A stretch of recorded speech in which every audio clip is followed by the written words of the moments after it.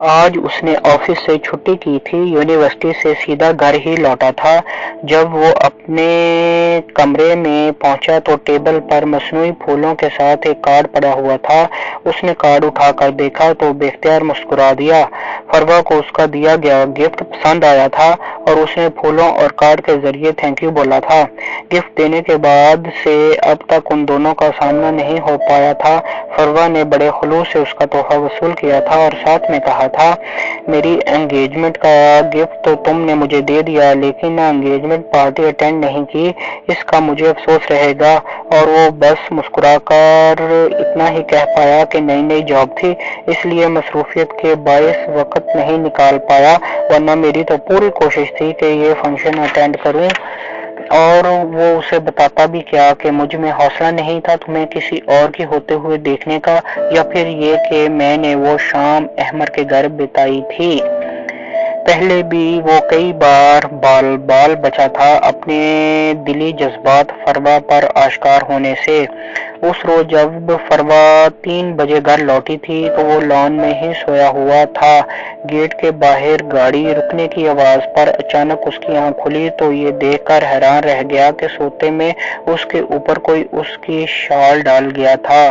कौन हो सकता है जो उसे जगाए बगैर उसके ऊपर शाल ओढ़ गया।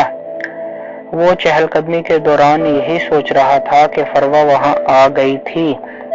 दूसरा, जब फरवा के पांव कांटों से जख्मी हुए थे तो उसको जख्मी हालत में देखकर उसे खुद पर कंट्रोल नहीं रहा था और फरवा के ना करने के बावजूद भी वो उसे गोद में उठाकर गाड़ी तक ले आया था। आइंदा वो ऐसी किसी भी कोताही का मुर्तकिब नहीं होना चाहता था जिससे फरवा को जरा सा भी शक हो कि वो उसके लिए अपने दिल में क्या जज्बात रखता है। साहब, आपके लिए चाय। वो उन्हीं ख्यालों में गुम था जब सीमा ने दस्तक देने के साथ कहा, हाँ इधर टेबल पर रख दो। वो चौंकते हुए बोला, साहब कुछ और चाहिए हो तो बता दें। सीमा कप टेबल पर रखते हुए बोली, नहीं तुम जाओ, किसी चीज की जरूरत होगी तो बता दूंगा।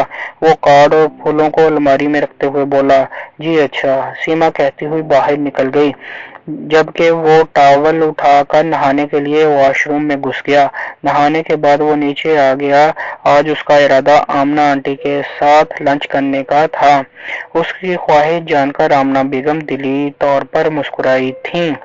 आखिर अपनी मसरूफियात में से बेटा तुमने मेरे लिए वक्त निकाल ही लिया कि एक अदद तुम्हारी खाला भी इस घर में रहती है, आमना बेगम ने कहा, लहजे में शिकवा कम प्यार ज्यादा भरा हुआ था। ये मेरी वाकई बदनसीबी है कि मुझे आपकी ममता भरी गोद के साए में वक्त गुजारने का बहुत कम मौका मिलता है, वो मगमूम से लहजे में बोला। छोटी बेगम, टेबल पर खाना लग चुका है, आ जाइए। इससे पहले कि आमना बेगम कुछ कहती सीमा की आवाज सुनाई दी तो वो उठ खड़े हुए।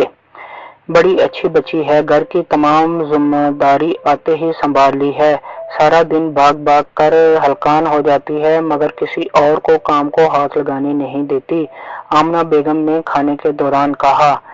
समझदार है, काम के जरिए यहाँ के मकीनों के दिलों में अपना मकाम बनाना चाहती है। न जाने अपने खून के रिश्तों के कौन कौन से मुजालिम सहे हैं जो यूं गैरों की खिदमत को इतनी तरजीह दे रही है। आजम ने कहा तो आमना बेगम खामोश रहीं, जैसे उसकी बात से मुकम्मल तौर पर मुतफिक हों। इसी दौरान ही मरवा भी स्कूल से वापस आ गई। वाह, आज तो अजहर भैया भी लंच पर मौजूद हैं, वरना तो रोज अपने ऑफिस वालों को ही ये शर्फ कबूलियत बख्शते हैं, आज हम पर भी मेहरबान हो गए। कोई खास वजह? मरवा ने लहजे को शकी बनाते हुए कहा। वजह क्या होनी है, बस आज मूड नहीं था ऑफिस जाने का, इसलिए घर आ गया, वो बिरयानी से लुत्फ अंदोज होते हुए बोला। वजह मैं जानती हूँ मरवा बीबी के साहिब आज घर पर क्यों मौजूद हैं, सीमा फ्रीजर से स्प्राइट निकालते हुए बोली।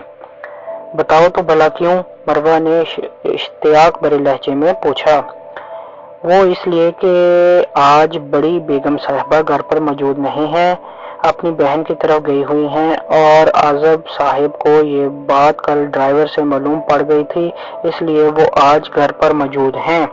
سیما کے یقین بھرے لہجے نے ان تینوں کو ندامت سے دوچار کر دیا۔ آمنہ بیگم اور مروہ اس لیے ندامت زدہ تھیں کہ سیما جسے ابھی چند دن ہی ہوئے تھے ان لوگوں کے بیچ آئے ہوئے اعزب کو ان سے زیادہ بہتر طور پر سمجھنے لگی تھی، جبکہ اعزب کو ندامت سے دوچار کرنے کے لیے یہی بات کافی تھی کہ یہ لڑکی بھی جان گئی ہے کہ اماں کی نظروں میں اس کی کیا وقت ہے۔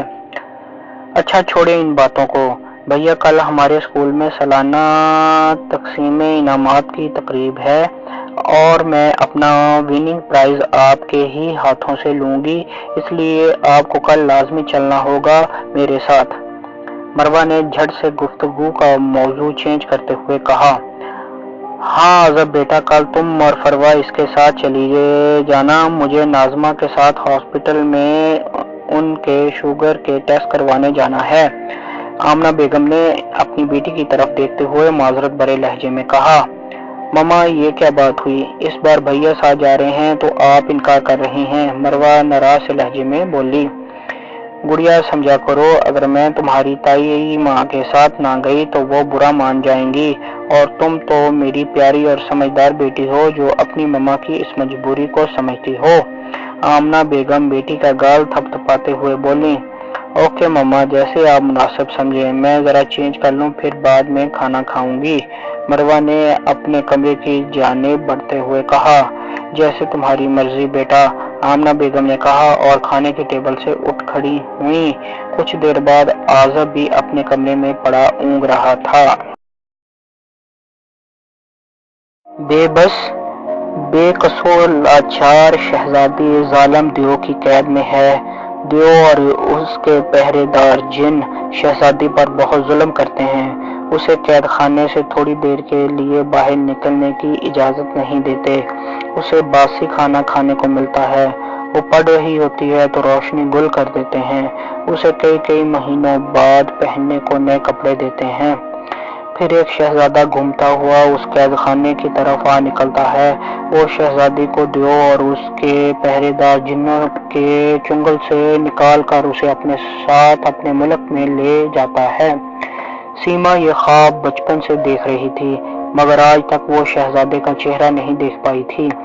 آج کافی دنوں کے بعد اس نے یہی خواب پھر سے دیکھا تھا، اور جس شخص کے طلسم میں پچھلے کچھ دنوں سے وہ جکڑی ہوئی تھی، وہی شخص اسے شہزادے کے روم میں دیو کے چنگل سے چھڑا رہا تھا، اور وہ شخص تھا اعزب۔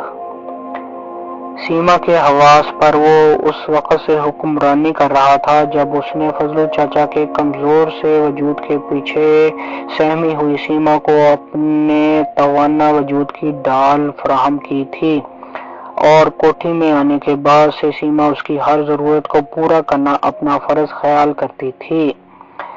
اس کے کپڑے پریس کرنا، جوتے پالش کرنا، اس کے کمرے میں بکھرے سامان کو ترتیب سے رکھنا، اس کی ریڈنگ ٹیبل پر بکھری کتابوں کو سمیٹنا، بنا مانگے ہی آفس سے واپسی پر اسے چائے پیش کرنا، اور اعزب کا ہر بار خاموشی سے بغیر کچھ کہے چائے پی لینا۔